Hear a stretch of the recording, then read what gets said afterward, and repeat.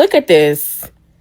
This is Terry, by the way, y'all. This is Terry. This is, you see this foolishness? This is who Sakiyna Thompson unalived Kayla Hodgson over. This is who. This is the man. Like, girl, you threw your life away for this man? Was there no one left on the earth? And you said it's going to be the one right here. Girl, that's embarrassing. On a cold Monday morning in December 2025, a courtroom in Broward County, Florida, fell silent as a judge prepared to seal the fate of a woman who had traveled over 1,000 miles to commit murder. Sakiyna Thompson, 31 years old, stood before the court, her future reduced to a single moment, a single decision that would determine whether she would ever taste freedom again. For the family members seated behind the prosecution, dressed in matching T-shirts emblazoned with Kayla Hodgson's photograph and the words "Justice for Kayla," this moment had been 3 years in the making. 3 years of grief. 3 years of waiting. 3 years of fighting for a young woman whose life was stolen in the most brutal way imaginable. Today, we're diving deep into that sentencing hearing, the final chapter in a case that began with jealousy and ended with justice. What's up, Crime Bitz family? Welcome back to the channel where we bring you the realest, most in-depth coverage of the cases that matter. If you're new here, hit that subscribe button right now and smash that notification bell so you never miss an update. And if you've been rocking with us, show some love by dropping a like on this video and let me know in the comments what time it is right where you are. We're building something special here, and it's all because of you. Now let's get into it. Let me take you back to the early morning hours of July 13, 2022. While most residents of a Tamarac, Florida apartment complex slept peacefully in their beds, a figure wearing a hat and COVID mask emerged from an Uber. It was approximately 5 o'clock in the morning. The streets were quiet. The sun hadn't yet risen. The woman made her way to one specific apartment, the home of 23-year-old Kayla Hodgson, a young woman described by everyone who knew her as a fashionista with a heart of gold. Kayla had no idea that danger was literally knocking at her door. She had no idea that a woman from New York, someone she'd never met face-to-face, had become so consumed with jealousy that she'd flown across the country with murder on her mind.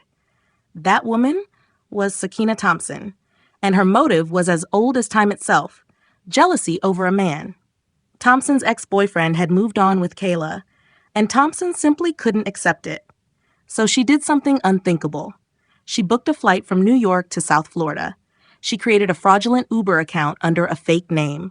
She disguised herself, and she showed up at Kayla's apartment in the pre-dawn darkness.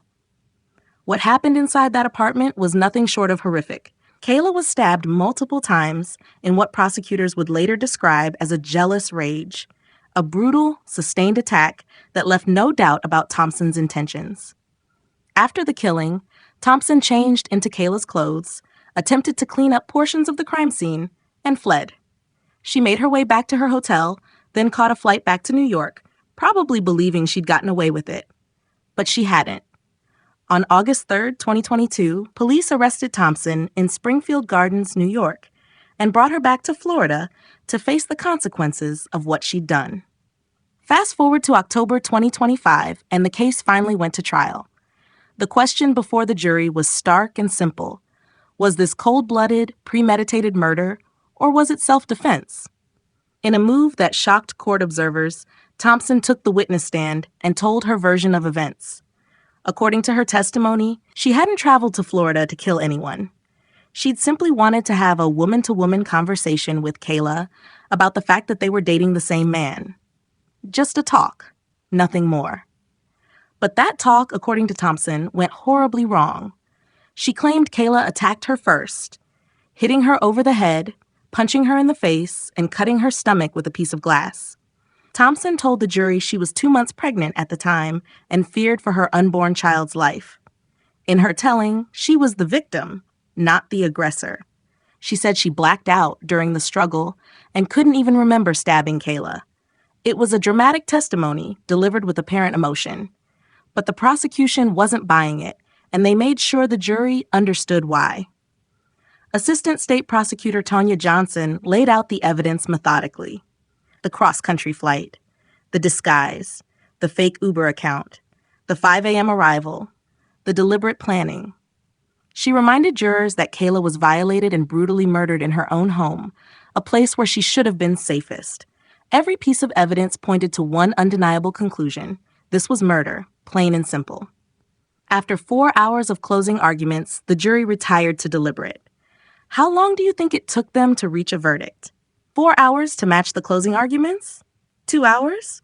1 hour. That's it. 60 minutes to unanimously conclude that Sakiyna Thompson was guilty of first-degree murder. When a jury moves that quickly, it's because the evidence isn't just strong, it's overwhelming. Thompson's self-defense story had crumbled under the weight of the facts. Which brings us back to that Monday morning, December 2nd, 2025, sentencing day.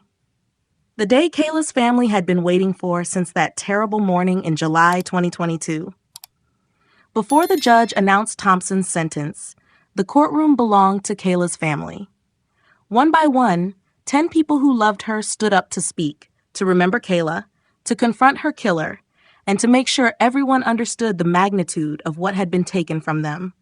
They painted a picture of a young woman who was so much more than a murder victim. Kayla was a fashionista who could turn heads with her style.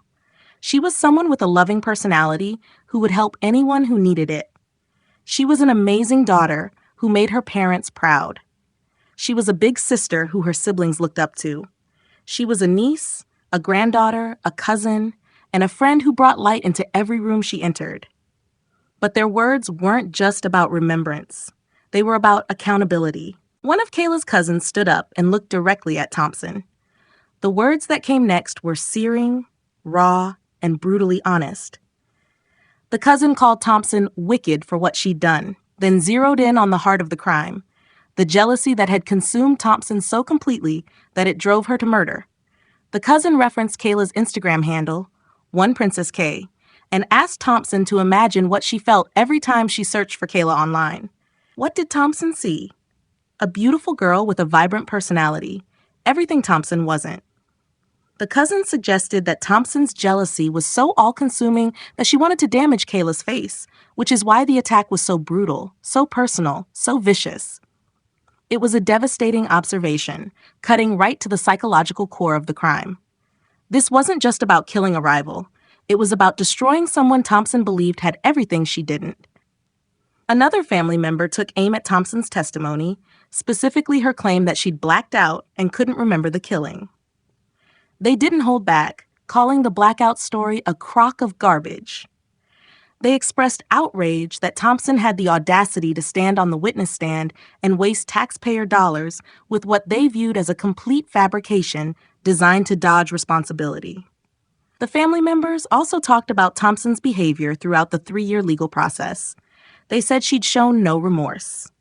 Zero. Instead, they accused her of taunting them with prolonged stares during court proceedings, adding psychological torture to their unbearable grief. By the time the victim impact statements concluded, there wasn't a dry eye in the courtroom, except perhaps for Thompson's. Then came the moment everyone had been waiting for. The judge, having heard from Kayla's family and reviewed all the evidence, announced Thompson's sentence. Life in prison, without the possibility of parole. The judge didn't sugarcoat his assessment of the crime. He described it as heinous, emphasizing that Thompson had deliberately tracked down, showed up, and killed her victim in Kayla's own home. There was no mercy in his words, because there had been no mercy in Thompson's actions. Life without parole is the most severe sentence available in Florida for first-degree murder. It means Sakiyna Thompson will spend every single remaining day of her life behind bars. She will never walk free. She will never see the world outside prison walls again. She will grow old and die in a cell, separated from society forever. For many observers, it was the only appropriate outcome for such a calculated, brutal crime. After the sentencing, Kayla's family spoke to the media, their emotions a complex blend of relief, grief, and exhaustion. Alicia Mitchell, Kayla's cousin, told reporters that the verdict and sentence finally allow the family to begin healing, though she was careful to emphasize that things will never be the same. They will forever miss Kayla. The horrific manner of her death will haunt them always. But there's comfort in knowing that justice has been served, that the person responsible is being held accountable. It's very wicked and evil, and a person like her, it's important that they never see the light of day again. His mother, Kayla Hodgson, echoed those sentiments. After 3 years of legal battles, appeals, and endless court dates, they finally had closure. The outcome brought them some peace, she said, knowing that justice has been served. Throughout the ordeal, the family had set up a GoFundMe campaign to help with expenses, and the community's response had been overwhelming. It demonstrated just how many lives Kayla had touched in her 23 years and how deeply her loss was felt. As we close this chapter, it's worth reflecting on what this case really represents. At its core, this is a story about how jealousy, unchecked, obsessive jealousy, can transform into something monstrous. Thompson became so fixated on her ex-boyfriend's new relationship that she crossed state lines to commit murder. She tracked Kayla on social media, discovered she'd been blocked, and decided the only solution was violence. The premeditation is what makes this case so chilling.